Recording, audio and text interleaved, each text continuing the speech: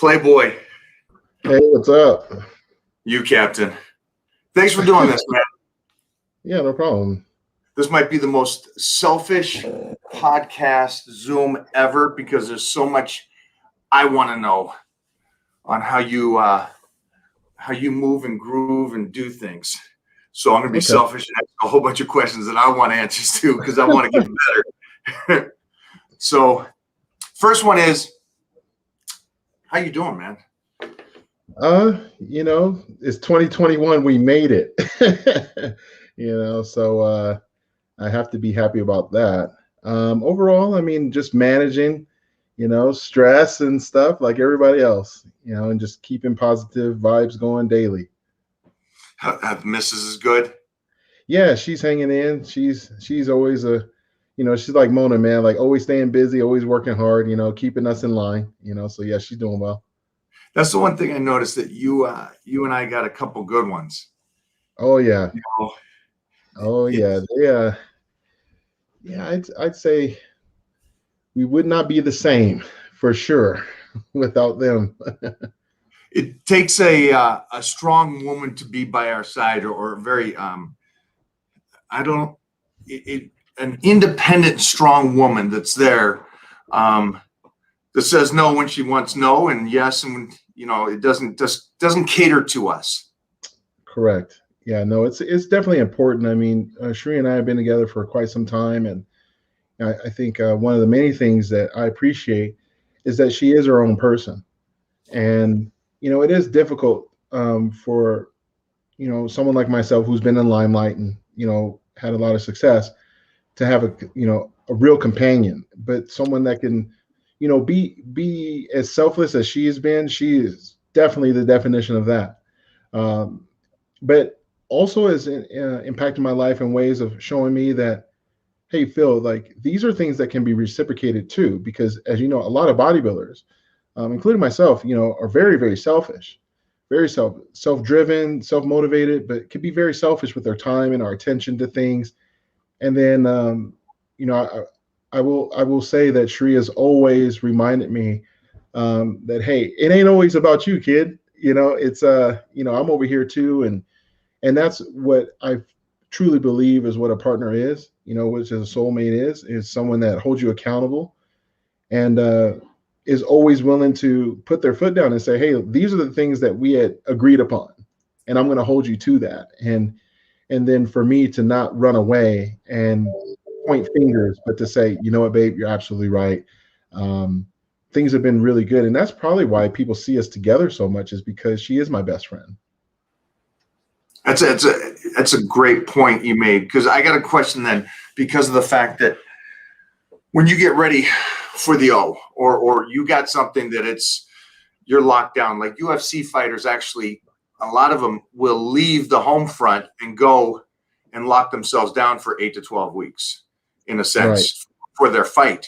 And when you do that, how is her, I guess it would be her, because she's a teammate as well as a partner.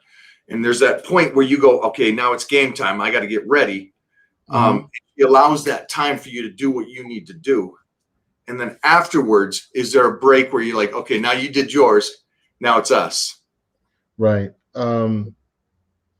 Shri has always managed to remind me of what's important. And that is, be the best at everything you do. But when it came down to competition life, like when she got in, like when we were together, when we first started dating and she moved in with me, we hit the ground running, literally. Like we were traveling the world together. We were doing all this stuff. And it was important because she had to be immersed into this entire ecosystem of mine. And then to say, okay, now I understand. Because a lot of people, like if I were to, push her aside and say, hey, I'm going to go to work, I'm going to go do this. Well, she won't have a true understanding of what I really need. When I'm not always mentally there, when I'm low on my fuel, when my capacity has been depleted, she's been able to walk that walk with me. And with that has, we've learned a lot about each other, a lot of communication. She's seen me at my absolutely freaking worst. But most importantly, she's seen me at my best as well. And you know, when you walk it together, I truly feel like when I win, she wins. And then when the and you know, for instance, like, you know, we would do an Olympia. I remember, gosh, it must have been like 4 or 5 years ago. We did Olympia, and you know, we won, and then I didn't shut that off. So next thing you know, we're on a vacation, really nice vacation, I mean, a lot of money. Had a time of our, we thought we were gonna have the time of our life when really she did, but it was separate. And it was only because of my dumb ass being so consumed with what's next, what's the next show, what's the next rep, the next set, next workout, that I was still processing in my head what I could have done to be, you know, 6-time Mr. Olympia or 7-time, where really I should be saying, ah, I just won. Great. I got this beautiful woman with me that loves me. I spent all this money that we worked so hard to attain, like these things. This is supposed to be the life. And I'm still consumed with that.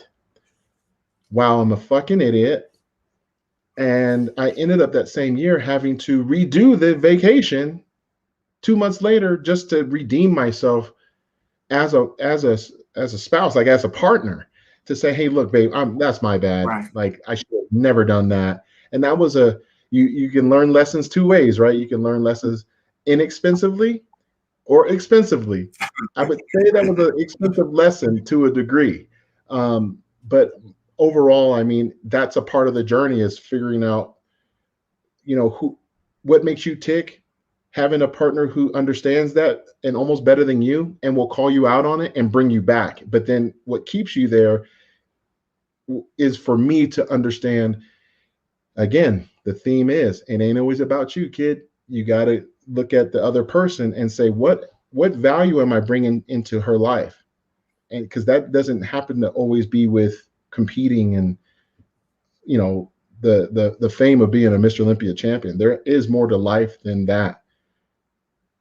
So I hear you and I hear what you're saying. So then let's dissect it just a second, because to be the very best, you got to give up some stuff to be the very best. And also, right. You said it, bodybuilders are selfish. You know, it is, you know, our time, our meals, our rest. When the diet hits us, we're fatigued. It's about us. So how do you, because you are the gift, you are this man that has held the title so many times, and you have to give up so much. How did you process this? Because everybody's listening to this going, well, you're on vacation. You want it. It's easy as pie. It's not that easy. It's not that easy for somebody that is as great as you, that drives to be great, that, you know, continues to move forward. And I understand that process. And I have an issue where I'm, okay, this is great. What's next? What's next? Right. What's next? And Mona's there going, wait a minute. Whoa. Same kind of, you're done with this. Where's us? And so what was it that, if you can articulate this in a way that everybody can understand, how can you shut down that incredible drive that you have to say, okay, I need to give something more to the partner? Well, it's almost like, I mean, you and I both like movies like action and Star Wars and stuff like that. But what happens at the end? At the end of the battle, what do people do? They rejoice. They embrace. They don't say, oh, what's the next galaxy I have to go dominate? They rejoice because they understand that that is what we need to do. That is what we deserve to do. We deserve that. So you're staying in the moment, which is of gratitude that we got here, that we completed the task, we completed the mission. Doesn't that require celebration? Doesn't that require celebrating the people who got you there? Because you didn't do it by yourself. Doesn't it require you to stay in that moment so that when it is time to go back to battle, whether it be in the boardroom or in the weight room, that person or those people will be like, okay, we're recharged. But if you're always like, "Hey, what's wrong, Phil?" "Well, I'm getting ready for next week's guest posing." It's like, dude, you just freaking won the Olympia. Can you take a picture with your girl and celebrate? Can you kiss? Can you do something? Can you make love or whatever? No, no, no. I got to get ready for this next meal. It's like you have to give yourself that moment, excuse me, to exhale, to look around and to say, wow, I did it. And to be in that moment, Yeah. where you got the job, you got the promotion. She said yes to the first day. She said yes to marry you. Be in that moment, because all that other crap, it's gonna wait. But what memories, and I guess to be shorter with it, is what memories, guys, girls, are you trying to create? If you're trying to create real memories, you'll be in the moment. If you're just going with the flow, then you'll continue to do that other stuff and always think that you have to have your blinders on to get more success. You already got it. Enjoy it. Enjoy it. Because who knows, man? Maybe tomorrow it's not going to be the same. But Yeah. you want to have to say, like you and I both know, like at some point in time, we are going to get older, and we want to look back at our lives and say, wow, that was a really good memory. Wow, that was a really good moment. Not, damn, I really missed out on that moment. I wish I'd have taken a photograph. Wow, I wish I would have, really held my girl tighter, because now I'm older and I wish, I don't want that. So I think it does come with a level of maturity. Yeah. I was going to say, It definitely comes with true reflection of self and honoring the people who ride with you. because I imagine that for you, for anybody to win what you have won is tremendous, and that moment is a pinnacle. Does it heighten to be able to go spend the celebration with her and the family and the friends? And I've met some really close friends of yours, and the amount of love and respect they have for you is beautiful. And so it's like winning, I imagine, is something. It's so few people in the world has ever in history have done. But to celebrate with your friends, knowing that you went through that battle and you came out the other side and they're there with you. That moment, huh? That's the memory. That's the part. Those are the parts that, mean the most, right? And you can easily lose sight of it because, okay, when you were growing up and you were playing football, I'm sure your coaches said, don't pay attention to the newspaper too much. Don't read too much into it. And you're like, don't believe your own hype. Right. But at some point in time, man, it's like I deserve to believe in it for a little bit. Number one, to remind myself that I actually did it. Program in my head that is possible. To look at the people who helped me get there, and then to have the confidence to say, I'm going to do this again. But to be in the moment, and to me, being in the moment is actually showing gratitude. And I think that's the key term here. It's like, if you're in gratitude, you're going to, it's great to have those people along with you, but to celebrate with them isn't it? Like, that is greatness. To have everybody say, man, it was so cool to be able to hit the weights with you, Mike. And like, it was so fun to go to that expo, and like, we all enjoyed our stuff. Yeah, it was tiring, but it was so cool that, you took time out to all the fans, but you still made time for us at the end to let us know that, yeah, we carried your bags. We did this. We made sure that you looked great. But no, it's like, it's cool to know that you actually thought about us. And you know what's going to happen? I'm going to come back, and whenever you need me again, Mike, I'm going to be there. People want to feel loved back.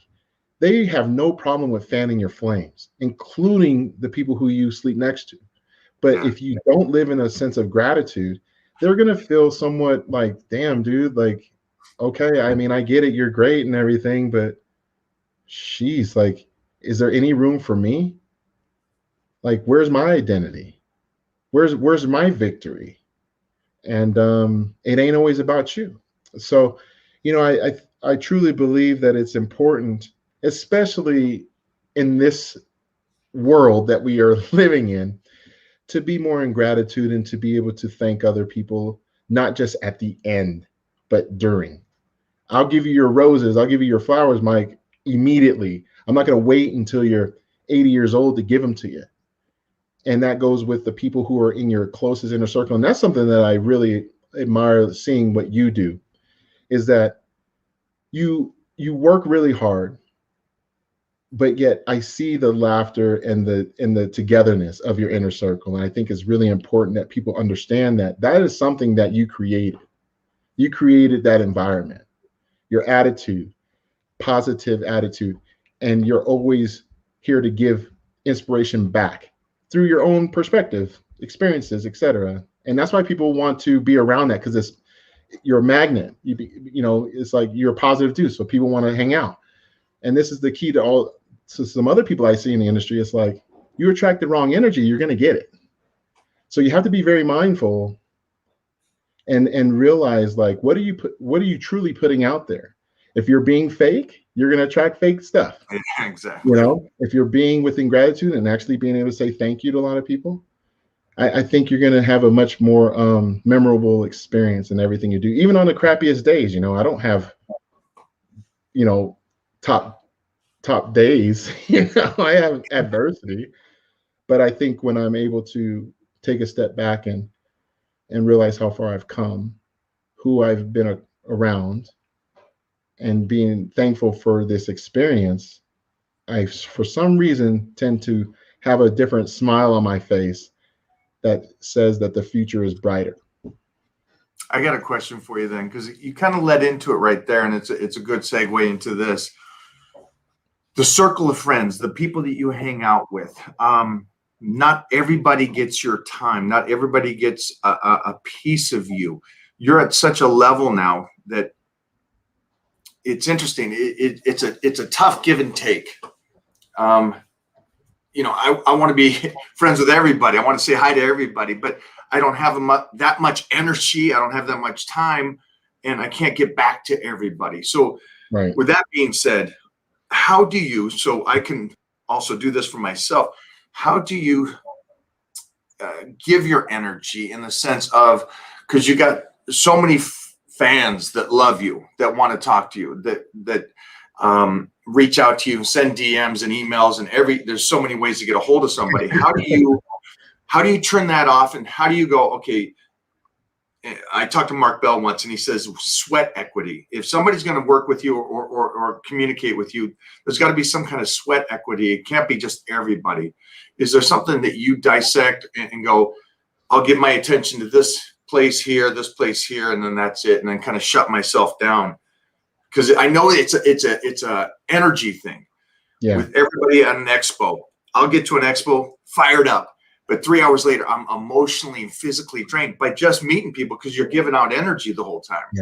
Yeah. It's how do you do that? I suffer from the same thing throughout majority of my career, and I realized that I, like yourself, we're giving people, and you want to see their smile on their face, and you remember when, like, hey, I remember when I was an amateur, 2004 in October, I believe Ronnie Coleman had just won the Olympia. He came to Denver, Colorado, and I waited over 4 hours between prejudging and night show to get an autograph. I bought 4 8x10s.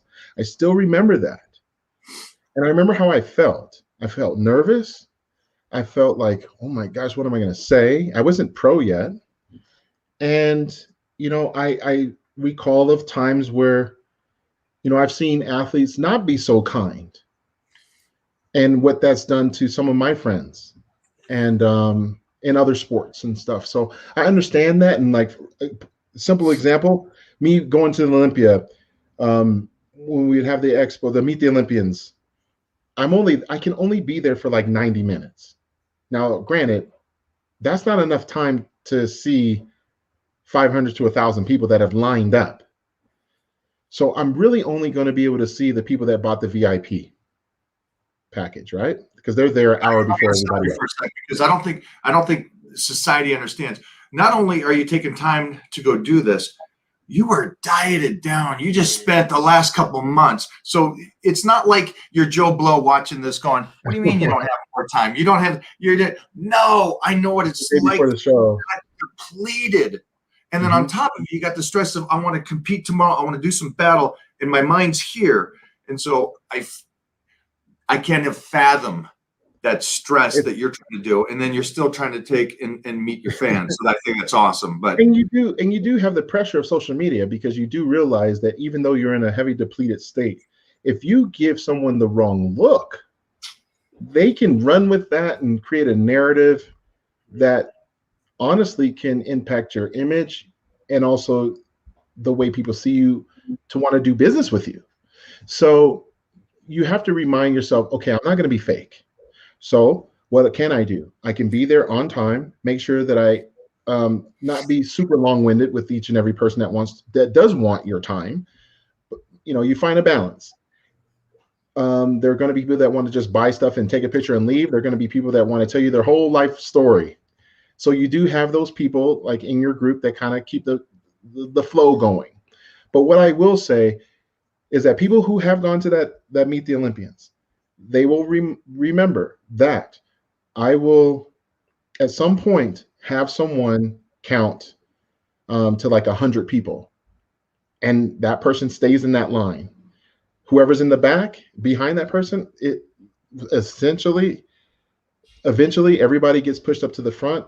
I stand on the chair. I actually have everybody come into like a tiered area, and I speak to all of them.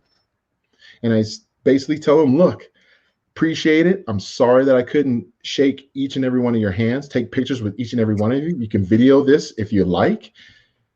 I do love each and every one of you for putting your time, effort, money, resources to even come, and just your patience to stand in line. But I can't shake all your hands because I got to go kick some ass tomorrow. I appreciate it. And then I go on my way. And every freaking time I've done that, people have clapped. They've walked away feeling like, okay, at least he saw me. And I think one thing that we both have to remember is that I can't speak for every fan, but I can say this. When they see you, sometimes that is enough. So like, think of it like, you know, in basketball, when the NBA players, and I'm sad to say is my favorite sport, but when they walk through the locker room, they go like this and they keep their head down and they just let people touch them. Sometimes that's enough, but you know what would be nice is if they kind of just kept their chin up and just went like that and let people see their face, because that means something to people. So for me, it's just like, if I can allow people to just see me for a second, that is kind of enough to a lot of people, because they do recognize that you got stuff to do. You can't be there all day. So I think that's a way of also my keeping your energy high, is so that you don't run out. So maybe reducing and I know some fans may think different, but sometimes it's okay to only be at a booth for an hour, because then you allow people to see you for a certain segment. And then if you want to do a seminar, then that's when everybody can come over and ask questions and tell you things that, you know, you can have that more one-on-one. But when it's a meet and greet, it's a little different, because let me ask you this, because you said something earlier. You said that you remembered when you met somebody and you stayed there for the pictures and everything like that. And you're just like me in the sense, because I remember being a kid and standing in line to meet Lee Haney, Gary Strider, Matt Mendenhall, and these guys, or the first time Sergio Olivier, you know, and I'm just sitting there looking at this guy and I'm like, oh. But I remember what and how I felt and how that memory, which is just, you know, with Lee Haney, I was such a kid and I talked to him for a second, but it stayed with me forever, to the point of when I was talking to him at the last Arnold Olympia or something. I was just talking about, dude, when I met you, man, I was just like, you said, I still remember to this day, just the energy. Yes. And so that triggers, and the reason why I'm saying this is because it's a moment in time that I will forever remember. And when I go into the gym today and people go, well, you still train today? I don't get it. I was on stage in 1983 and I'm still guest posing now. what is it that keeps me going? And when I walk through the gym, it's the moment I first walked through the gym at 13 years old, I'm still that kid. Yeah. Now, the two things is, one, Lee Haney motivated me because he was doing something he loved and he was great at it. Mm-hmm. And then I was doing lifting, and that motivated me because something I loved. So how can, again, I'm going to put you on the spot. When people say, hey, I want to motivate the world. Well, I don't think it works that way. I don't think you wake up one day and go, hey, I'm going to motivate the world. I'm going to go speak and talk about this, and that's going to motivate everybody. I don't think it works that way. I think you have to do something like you did that is in you, that you freaking loved.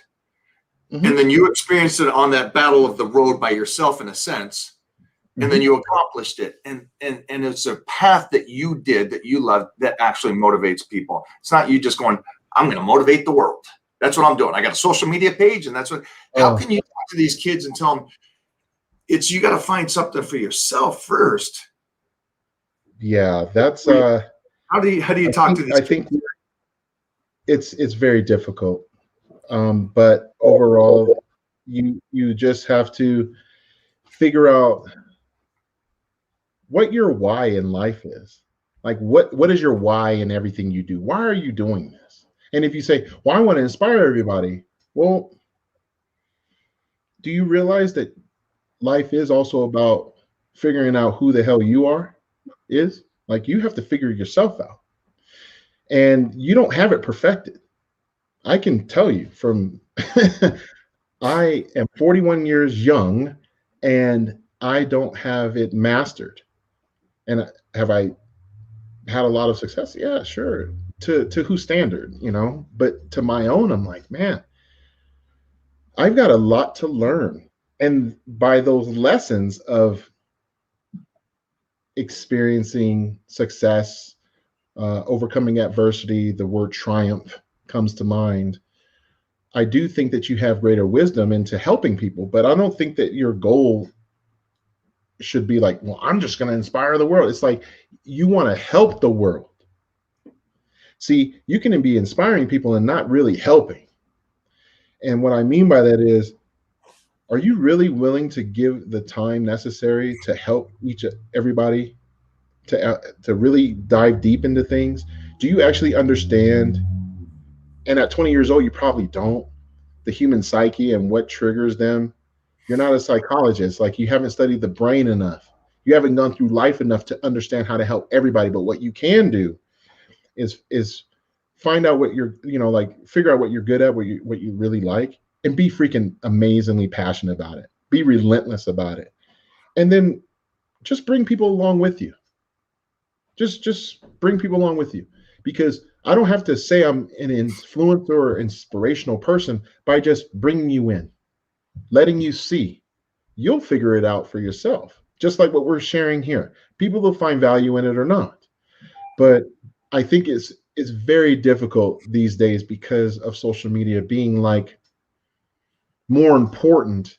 Like, I'm a YouTuber than, like, I was having a conversation with Hani the other day, my trainer. I said, hey, Hani, bodybuilder or influencer, which one do you pick? And it's very difficult. So for those people, there is no wrong answer. There's no right one either. But my point is like, if you're leading with gratitude and wanting to help, other people, that is inspirational. People will find inspiration. Wow, that guy's really positive. Wow, that guy is willing to help people. Like Mike, like, you help people in the gym. You watch their form and technique. We're all about technicians and tweaking just a little bit and then asking for feedback. And they say, wow, like, I never felt that before. Okay, that's cool. That was your gift to that person. That's inspirational. So I think and how did that come about? It took you years of grinding and reading and trial and error to get to that point. So I think it's a long process, but I do think if you lead with gratitude and find out why you're doing this and really write it down, like, look, like, I got, notebooks and all that stuff. I say, well, why do you compete? Why do you do things? There you go. Like, why? And read it over. So And if, like it'll answer itself at some point. for me, obviously, I would lift, and I would lift all the time, pay or no pay. I love it. I love the battle, and I love the battle against somebody else, but I love the mental battle with myself.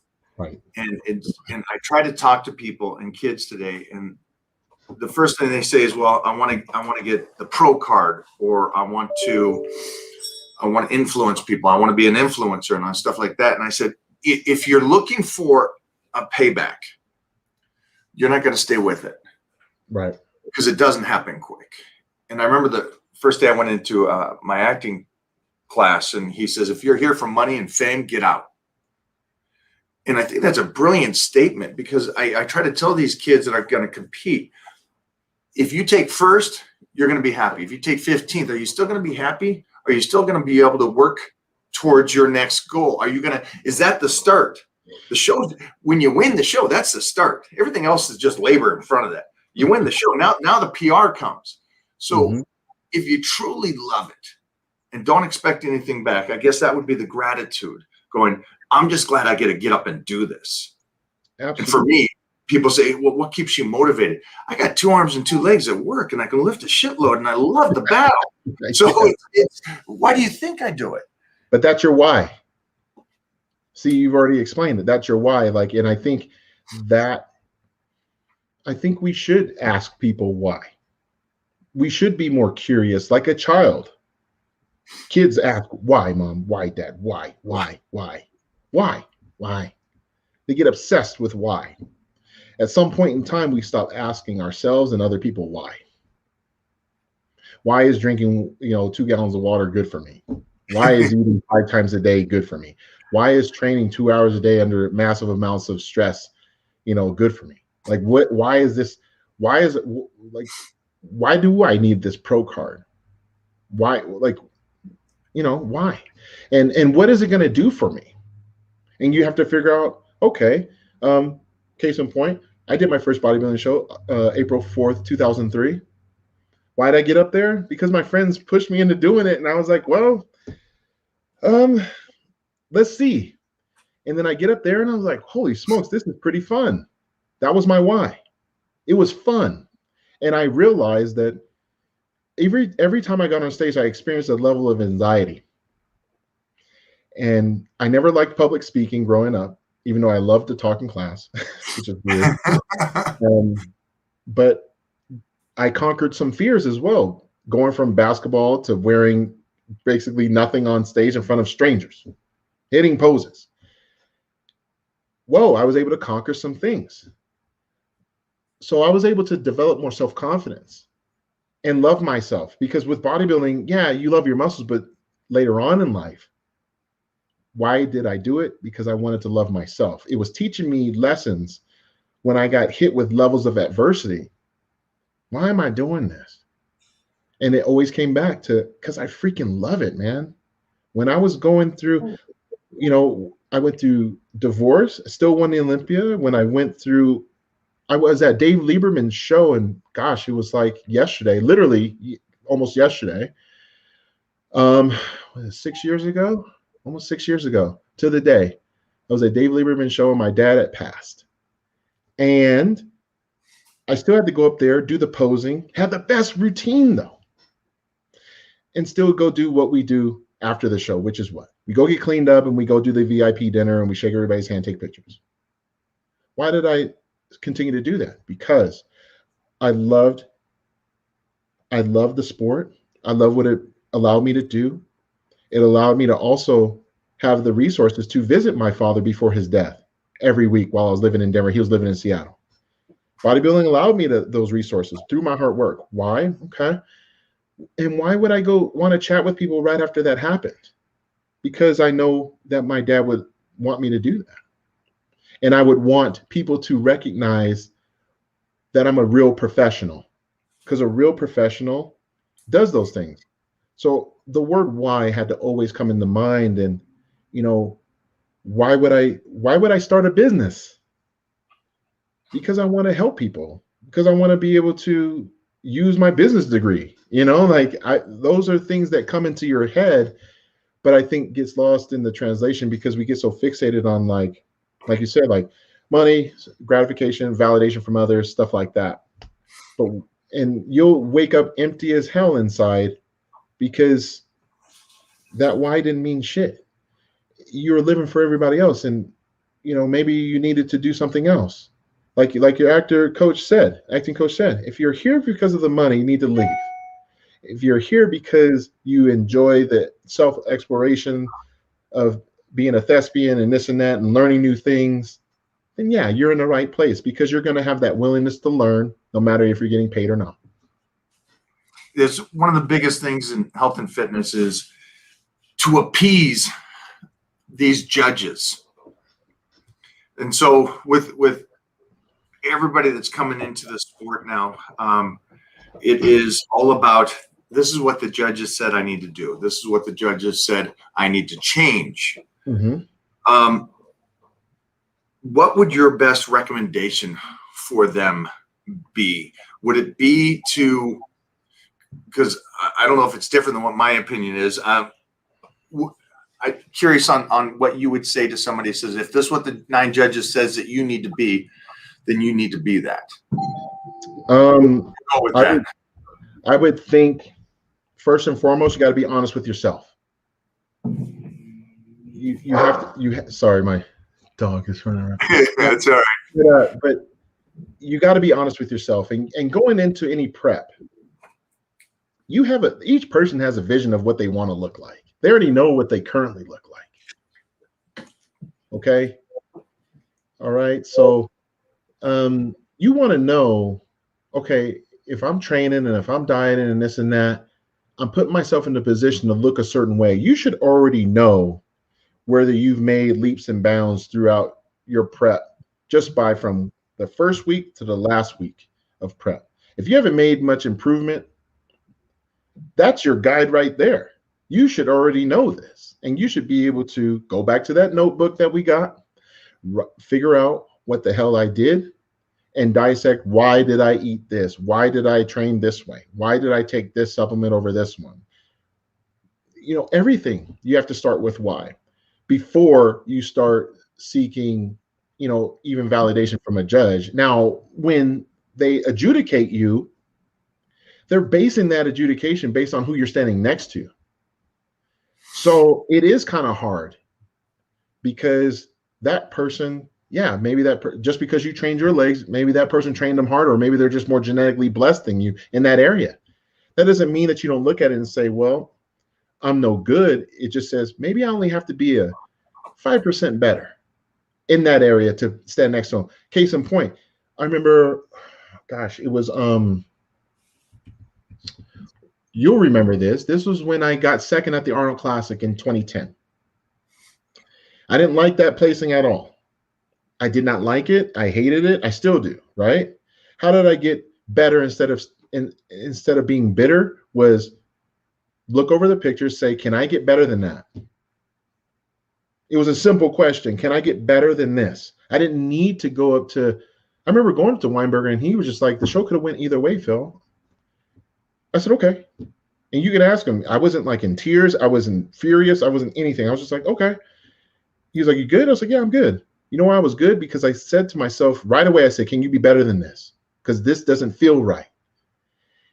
And the rest was history. I never lost to him again.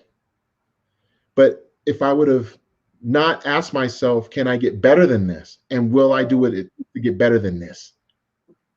Then so it starts with self. Like, you got to be willing to just be like, look, man, like I could have been better, but you know what? You know, I was doing that 30-day Titan, you know, challenge, and I only did it for 20. Well, you're not going to get the results then. So you really have to be honest. But it starts with yourself.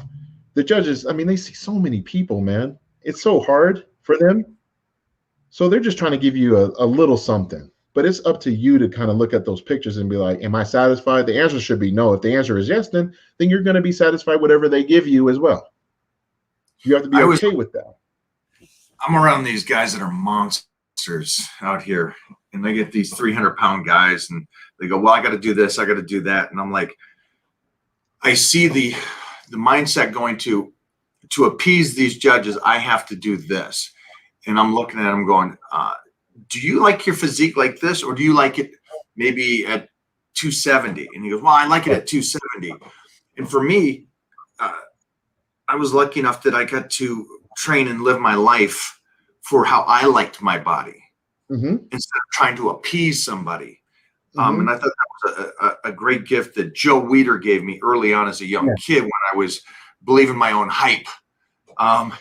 And I was around some of the guys that I was shooting with. We just finished up the Olympia, and I was 20 years old. And he said to me, he goes, you like how you look? And I go, yeah. And he goes, then stay like that. You don't need to change anything. How you are, you could be a success just like you're doing right now. And I was like, wow. And he said that after everybody left and all that stuff. He goes, I want to say this to you right now. I want to say this to you by yourself, alone. What's the goal here and all that? And he told me that. And I was like, oh, wow, that saves me a lifetime of trying to appease people at such a young age. I was such in a mindset that I got to appease the judges. I get my pro card. After I get my pro card, that means the Lamborghini gets sent to me in the big mansion, right? Because you get that instantly as soon as you get the pro card. And I'm like, it was like, no, it doesn't work that way. And no, it wasn't, I didn't need to go that other route. And I got to enjoy lifting. Like you said, it's fun. And the growth within yourself from going in and doing battle and training for something and going through those 12-week training plans to get ready for something or to get ready for guest posing. As simple as those are, it's fun to do it. So it's a nice touch. You were able to do that, but you also have to, I mean, you already know this, but a lot of people have to go back into your history and say, okay, well, what was Mike doing when he was a kid? You know, self-discipline. How did he get self-discipline? He did martial arts. It requires a lot of self-discipline. It allows yourself to figure out who you are, strengths, weaknesses, everything, and be at peace with yourself. And that's what Joe was doing, was allowing you to have peace with yourself. Another person that had that same peace, in my opinion, there's two people. One was Sean Ray. Another one was Dexter Jackson. They didn't change for nobody. Kind of stayed relatively the same as far as their weight was concerned. I mean, Dexter probably had he had a much different transformation, obviously, how he turned pro and how he ended as far as weight is concerned. But I use them as an example because you didn't see much change as far as their look. They made sure they were complete and that they were in great condition. That's it. For me, yeah, it was a little different because I was like, okay, I came from a basketball body, had to recreate everything. But I never had to play the size game. And some people will say, oh, yeah, you did. No, that I still recall the Olympia that I competed against Ramy and I won. I was weighing like in the mid 240s. So therefore, he beat me. I beat him. He probably was weighing like 280, 290. So if I was to try to, think, okay, well, they're rewarding size and this now, or like when Kai beat me at the Arnold, like he obviously outweighed me by a tremendous amount. How did I beat guys like him and Jay Cutler? They obviously outweighed me. Him, Ramy, all those guys outweighed me. Majority of the guys that I beat at the Olympia outweighed me. What I did was be a better version of myself. Little bit here and there, little bit here and there.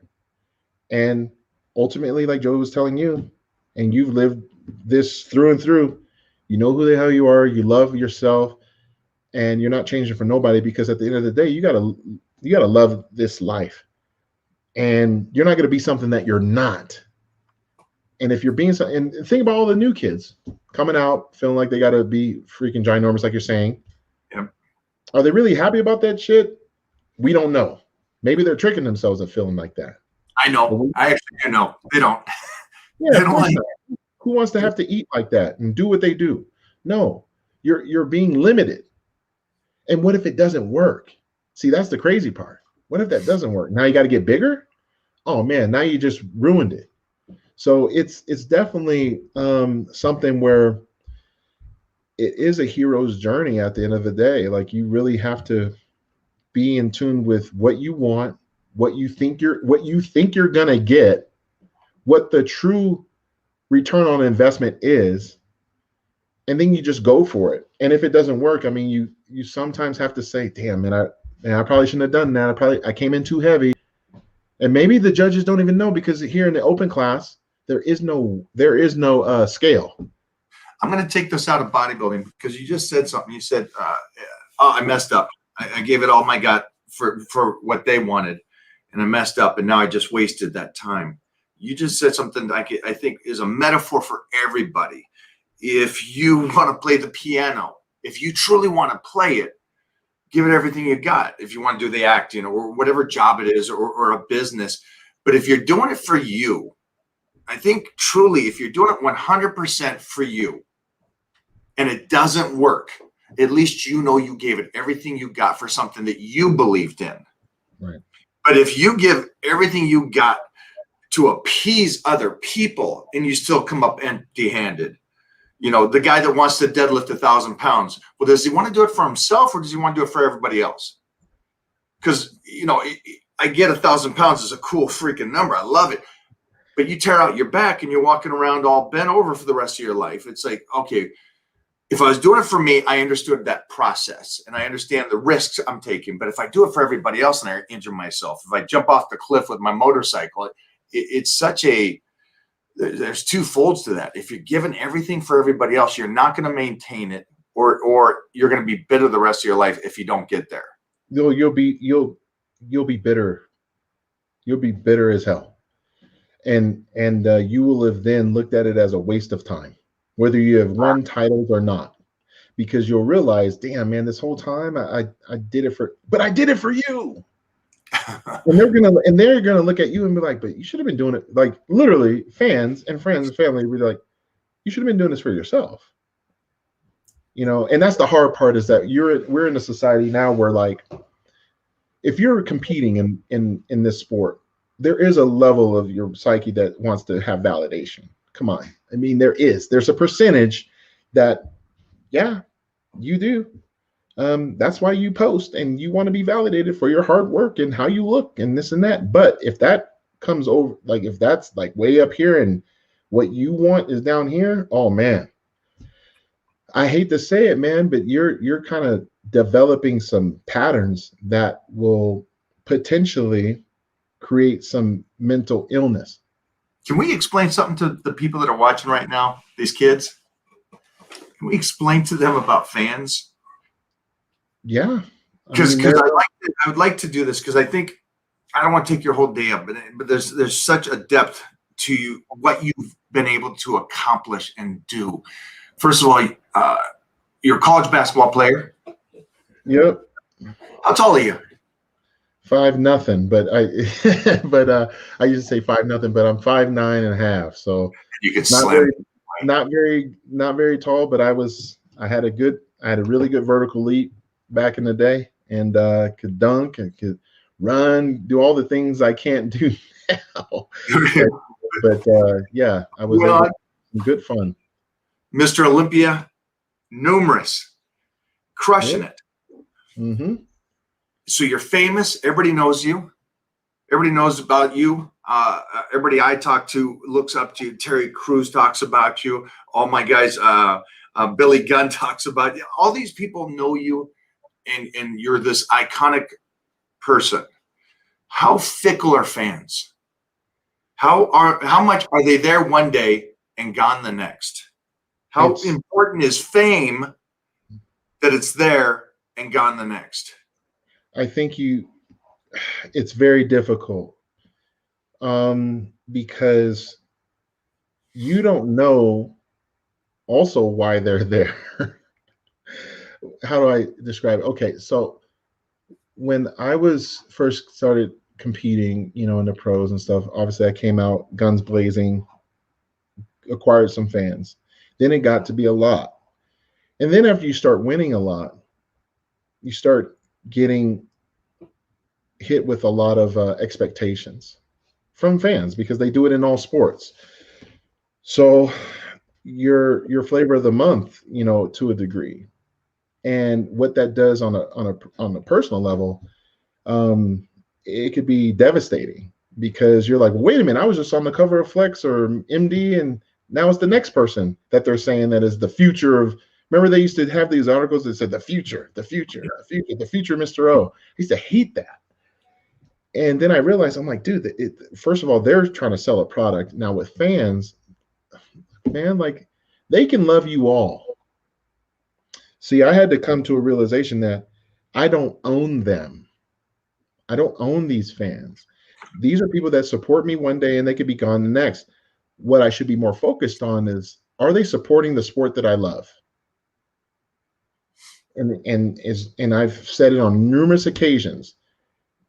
I love my fans, but I love the fact that you love the sport, because if I'm still here or I'm not here, do you still love it? I want you to still love it because of what it's done for me and what it can do for you. But let me tell you, after that second, third Mr. Olympia, man, the social media was heavy. And, you know, it really made me into the hero villain. And those same people started rooting for other guys because maybe they wanted to see other people win. And I had asked a couple of guys, and I started just paying attention to what people were saying. And some people was just like, I just want to see someone else win. I like this guy. I like this guy. Or I like this guy. I would be at booths and literally hear someone tell Dexter, yeah, you're going to win. You're my favorite bodybuilder. Then come to me and tell me the same exact thing. So all I know is that they love the sport. And if I get upset because they love more than one guy, I mean, I love Superman, Batman, you know, I love all these different comic book heroes. I love Jordan. I love Magic. I love Kobe, LeBron, Damian Lillard. I should be able to love them all. So, you know, I can't just stand there and say, well, I own you because you were once my fan in 2011, and now you're not. Now, what I will say that sucks is that the fans sometimes can go from loving you to hating you for just no reason. And that can be because they feel like, well, I can't be a fan of Kai Green and Phil Heath at the same time, can I? No, I got to be team this or team that. No, you don't. A free thinker would say, well, I just like them both. And I just want to see the best man win. They both do great things. But that's you know, sometimes because of narratives and, you know, this and that, people make you choose. So it is tough. I can only imagine what the new breed of athlete has to endure. And they really have to know why they're doing this. They really have to have a close knit of friends. And even those friends can turn against you. Look, the same crew I rode with now ain't the same crew I was once with. I used to have, after the Olympia, probably just under 90 people on a VIP list walking in with me at Excess Nightclub Las Vegas. I stopped doing those appearances. Nothing against the nightclub. I love it. But I just realized their why I didn't like. And what they were doing was not good. And then next thing you know, case in point, the minute I said, you know what, I'm not going to do a nightclub appearance this year. You know how many of those friends didn't show up to even have a bite of cake with me after I won? Or worse yet, like in 2018 when I lost the Olympia, I can tell you how many people were in my room. There were no 90 people. There was only like 11. How messed up was that? So it could get really ugly if you allow it, and then you just have to take it as a lesson. And all great athletes have had this moment. I guarantee you, all of them have. And that's when you find out who is there for you and why they're there. It's usually, I guess for me, it's I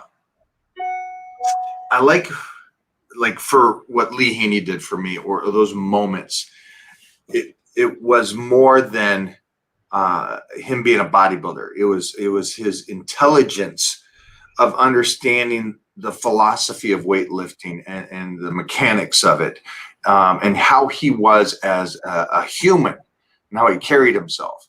That's what I loved about him. And there's others, mostly from that era, because I was such my era and stuff, that I got to meet and train with these guys and train with Tom Plaz and Robbie throughout the decades. And it's the individual that overrides the accomplishments for me. Mm-hmm. And when it gets to that point, it's my Bruce Lee moment. It's like, I love Bruce Lee forever. I love it because he came over here, a foreigner, and crushed it and did something and said the whole martial arts world was wrong and his way was right. And he's a young 20-year-old buck, and he was right. But it was the way he carried himself and his passion, who he was.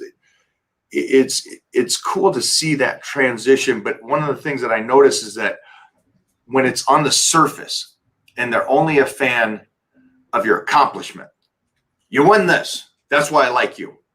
Instead of the individual. See, I like you because you're a dog guy. I like you because you and your girl are great. It's you and yours and my talks when we guest pose together and those kind of things. That to me is who I'm talking to and who I like more than the trophy. The trophy's great.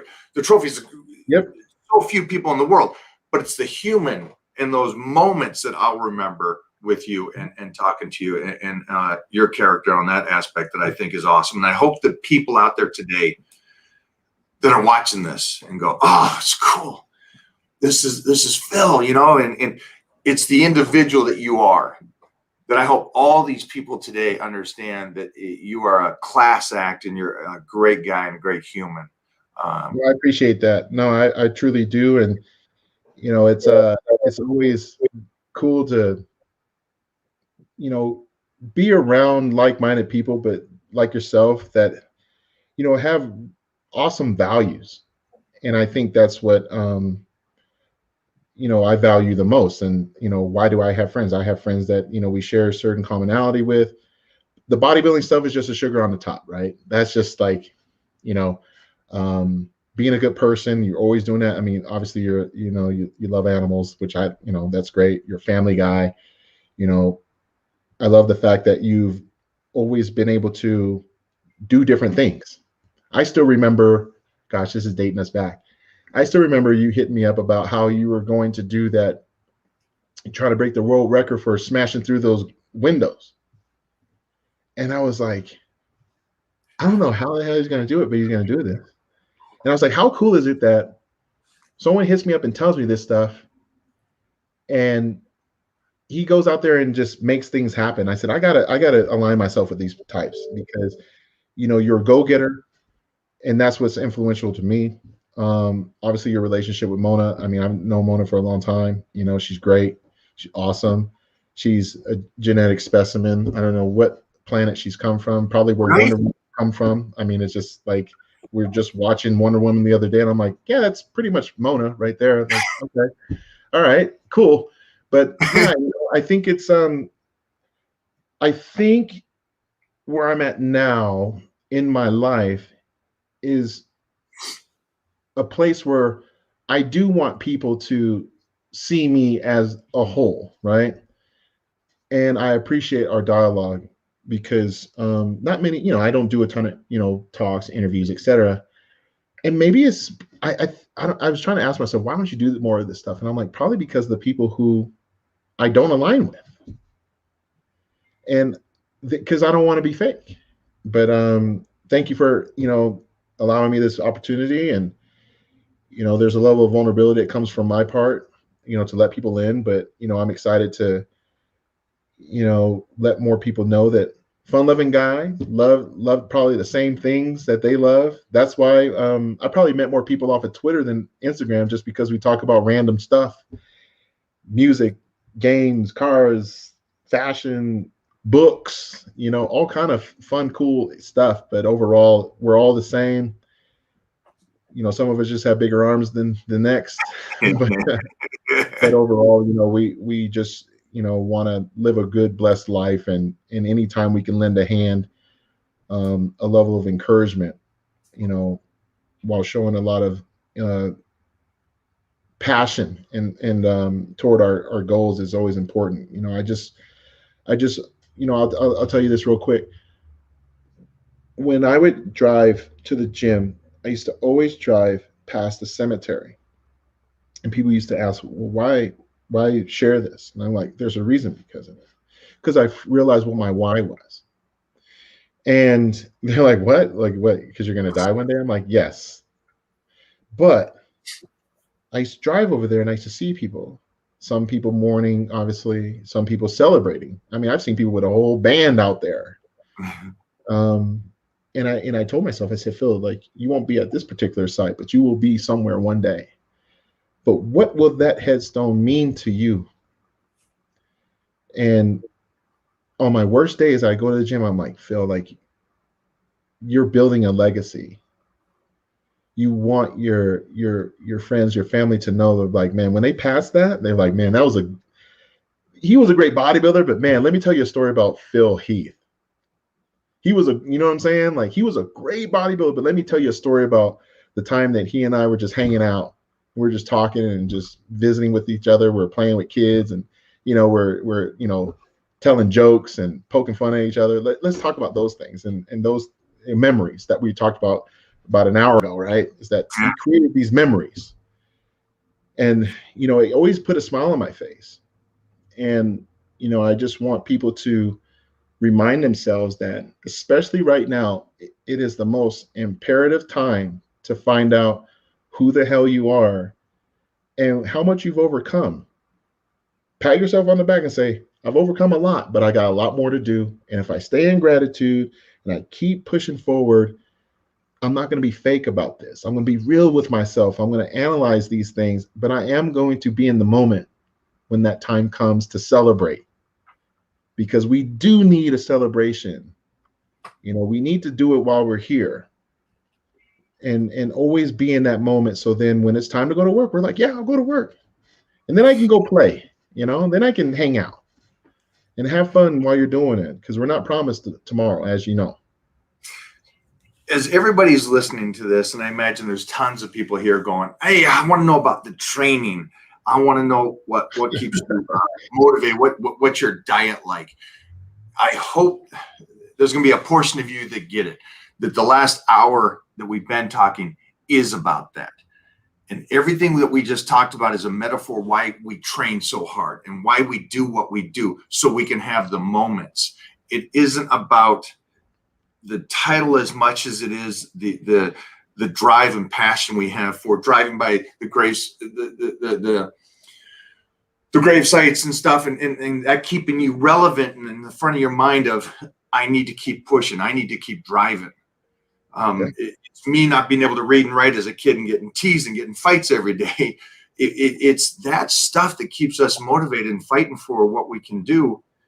And then the gratitude that you said and the continuously learning is what keeps us moving forward to be the very best we can. And I know that this comes with time, and all you kids are listening to this going, you old guys are talking about this. It's trust me, if you could learn this now, you guys would rule the world. I mean, really, gosh, I wish, brother, I wish someone, man, I'd be right. Dude, that old cliche, the old man saying to the young kid, if I knew what I knew now, I would rule the world at your age. Oh my gosh. And you know where I grew up, it was not easy. So if I would have had a champion of anything come to my neighborhood and just give me some access,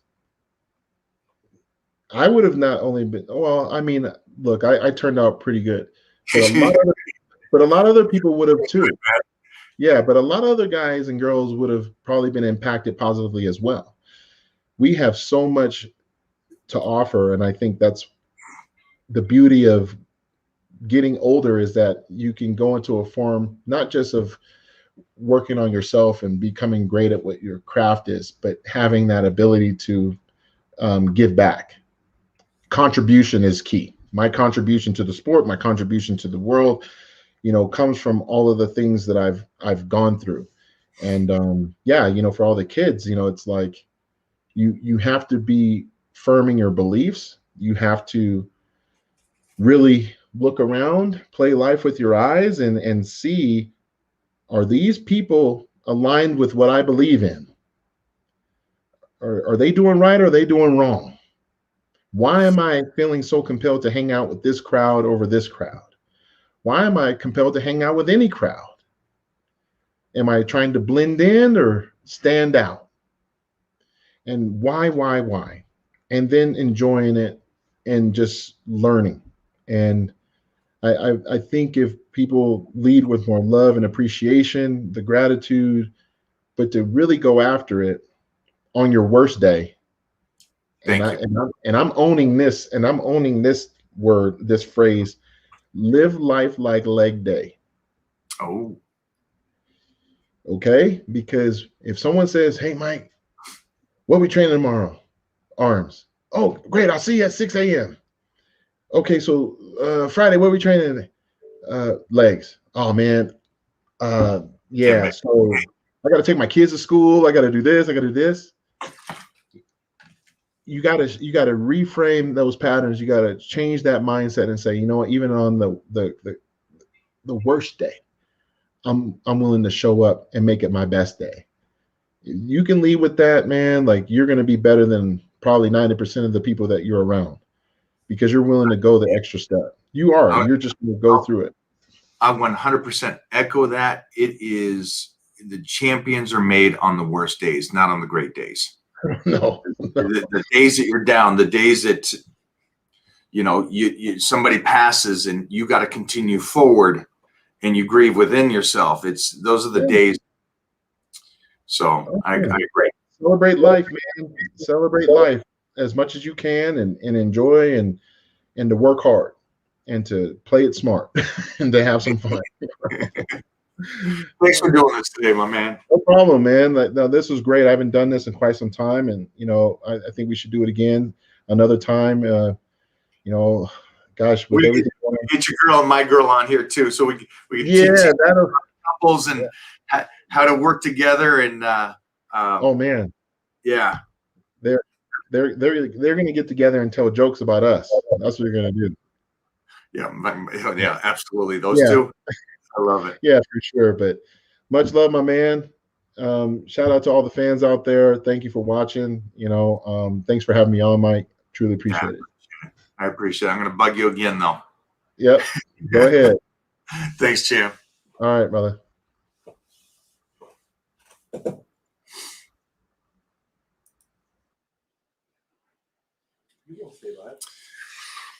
Wow. Man, that was that's something. Man, for everybody out there that's watching this right now, there's so much depth to what he was talking about that is the foundation of whatever the passion is that you want to do. So, man, I really hope that you guys watch it again.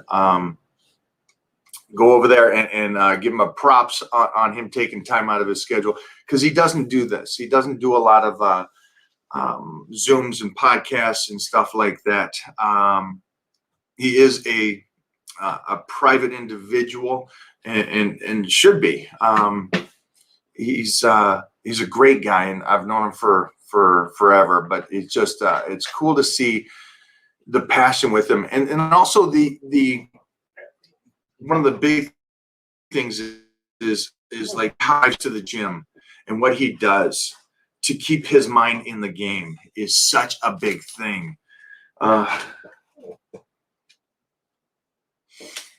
So it's an incredible thing. Hey, you set up the bench up to inclined. Yeah. But I'm glad I got to bring him on here and do this. There's so much wealth in what he said. And I know that a lot of you kids are probably going, well, I want to know about training and what he eats and stuff. That's secondary to the passion. It is secondary to the passion. If you guys are going to continue to do this for a lifetime, it really is second to the passion. You're going to learn how to eat, but that eating and nutrition is only going to be good for a good year. And then you're going to get older and you're going to have to change it and training. But the way he lives life, and I love driving by the cemetery and that it keeps him going. I need to build a legacy, that drive. We have that drive to do that. Just to be the freaking best we possibly can. And don't do this for somebody else. Don't try to appease other people. Don't go down that route, because that's going to steer you the wrong way. Don't hang out with the wrong crowd. I don't care that they're the only ones there for you right now. It's probably better for you to be alone. Be around the ones that are taking you up a notch. But yeah, this just it was cool for him to do that for us and be on there with us. Again, doesn't do it a lot, and he's a great human and a dog guy too. So I love it. I love it, and we'll get him back on here too, just for a lot of you that are trying to figure out how can you make your schedule work with family, kids, life, and everything like that. And how does your significant other come into play to support you during this time? Because it's tough, man. It's tough. It's not like I'm going to date somebody that doesn't understand the health and fitness lifestyle. And a lot of you probably were not into the health and fitness lifestyle when you met your significant other. And so now you're into this marriage or whatever it is, and with kids and stuff. And now you're going, hey, now I want to get healthy.